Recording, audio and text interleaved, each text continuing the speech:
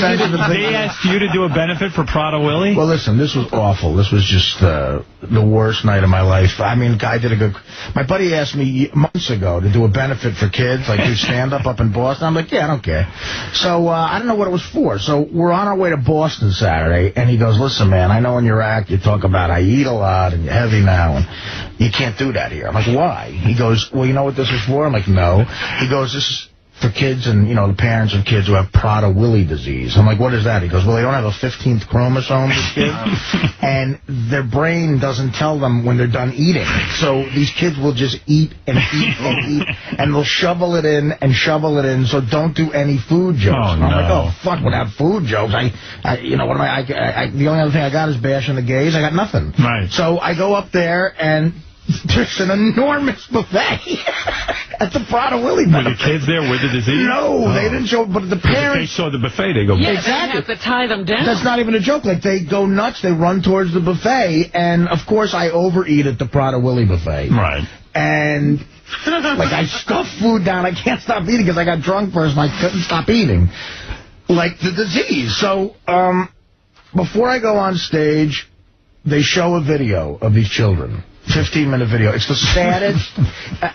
Before I go up, I got to follow this. The saddest video you ever saw. What's in the video? In the video is all the children that have this disease and the parents struggling with dealing with them, and the parents look like they're going to explode with exhaustion. They can't. The kids don't sleep. They have too much energy, and they have to always monitor them because they won't stop. They'll eat themselves to death. And they're all real fat, right? They're all enormously obese. So there's the one they focus on is a 17-year-old girl who's 400 pounds, and the parents have to hire these enormous bodyguards and put padding up all over because when the ice cream truck comes by...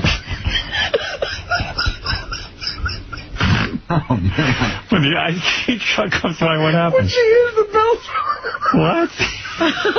What are you doing over there? What do they do? What do they have to do?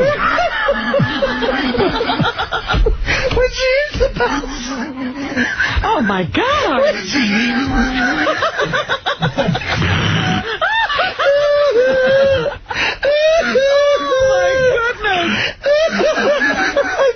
I'm sorry, God. The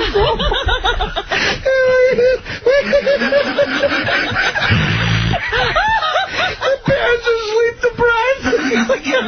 When she hears the bells for the ice cream truck, she gets up and goes, ah! She's just jumping around. You're very sensitive. She's thunderous. The house is moving. Like fucking boom, boom. They hire these enormous bodyguards. You guys that live there to tackle her? Yeah, well, they hire these guys who used to play for the Bears. Like Mike Singletary lives with them, and they have to tackle her. Oh, that's and there's all pads. And they show a film of that, and then they go, here's Artie Lang. Well, this is why... Oh, God, they show a film, and it's so sad. It's like, and all the parents are there, and, you know, it's heartbreaking. And literally, like, it ends with these kids maybe dying, and it fades. Oh, my God. It fades to black. I never heard of this syndrome. It fades to black. They did a whole special on it, like on They Discovery. did. And how many kids have it? And I had seen the special. It fades to black. Yeah.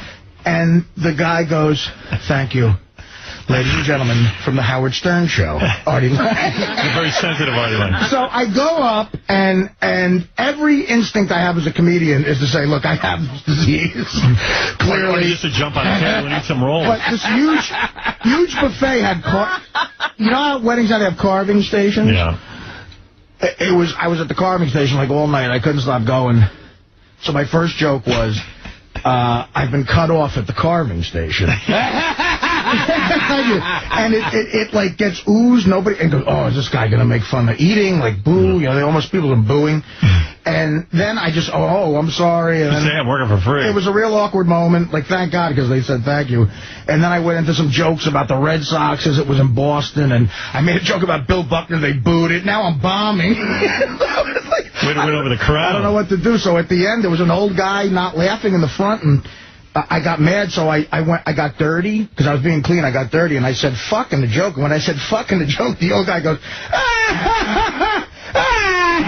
He loved fuck. So I just ended dirty. And exactly. Hey, look at this. And then I got off the stage. It was, I mean, they were happy. They were happy I went. But while there's dogs barking, because people bring their dogs. The dogs are there at the dinner. Listen, these dog people. I don't expect Artie to have any emotion for dogs, because all I know is he got tapped to be the master of ceremonies for a disease that affects children that makes them fat even if they don't eat. And Artie got up and did fat jokes. Fat jokes, yeah. So, I led off with a fat joke. What's the name of that syndrome? Free Willy. Prader-Willi's. Howard, you know what the worst part is? What did you tell the audience? I just went up and I was like, wow, they had a lot of great food there. And that's great at a Prader-Willi. Yeah, the carving station. They couldn't bring their children to this thing. We decided to make this all you can eat. You know, some kid explode. Really, that's what it was. It was the best buffet I've ever seen in my life. You know what Artie does that's really insulting to the Prader-Willi people that always makes me laugh? Yeah, they're mad now. He talks about this movie he saw with this girl. Documentary. Tell him about the documentary again. Well, I've told you it. They have to chain the refrigerator. Well, first of all, I had to follow this at the fucking, they show this video, and it's a 17-year-old girl who's like 400 pounds. Listen to him. And the poor family had to put like a fence around her because when she hears the ice cream truck, she goes crazy.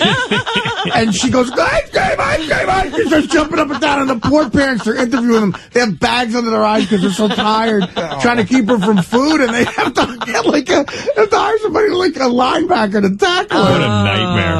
And I really, the parents are so tired, they don't know what to do, and the girl is jumping up and down. Were you touched by that at all? I was, but then they said, all right, now here's a comedian.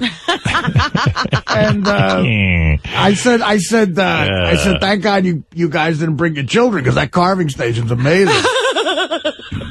Anybody miss Evil Dave?